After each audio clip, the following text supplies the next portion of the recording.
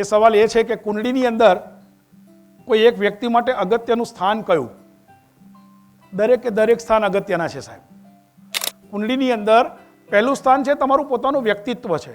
કુંડળીની અંદર પહેલું સ્થાન છે તમારું પોતાનું વ્યક્તિત્વ છે, બીજું સ્થાન છે તમારું કુટુંબ છે, ત્રીજું સ્થાન છે પરાક્રમ છે, ચોથું સ્થાન છે તમારું સુખ છે, તમારું ઘર છે, તમારી માતા છે, પાંચમું સ્થાન છે તમારું ભણતર છે, પાંચમું સ્થાન છે એ તમારા બાળકો છે, છઠ્ઠું સ્થાન છે તમારા દુશ્મનનું સ્થાન છે, છઠ્ઠું સ્થાન છે એ તમારા રોગનું સ્થાન છે, છઠ્ઠું સ્થાન છે તમારા મોસાળનું સ્થાન છે, સાતમું સ્થાન થાકી ગયો પત્નીનું સ્થાન છે, સાતમું સ્થાન એ પત્નીનું સ્થાન છે, સાતમું સ્થાન એ પાર્ટનરનું સ્થાન છે, આઠમું સ્થાન તમારા આયુષ્યનું સ્થાન છે. ઘણા જ્યોતિષો માત્ર આઠમા સ્થાનના જ જ્યોતિષ હોય છે. કેમ સાહેબ? એટલું યાદ રાખજો, જો તમને કોઈ પણ એસ્ટ્રોલોજર એમ કે તમારું આયુષ્ય આટલું જ છે કે તમે આટલા સમયમાં હરિઓમ થઈ જવાના છો, તો ન વાત માનશો.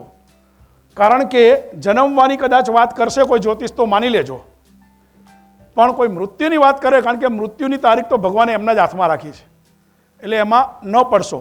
આઠમું સ્થાન છે આયુષ્યનું છે, નવમું તમારું ભાગ્ય છે, દસમું તમારું કર્મ છે, પિતાનું સ્થાન છે, 11મું લાભ સ્થાન છે અને 12મું જે સ્થાન છે એ વ્યય સ્થાન છે.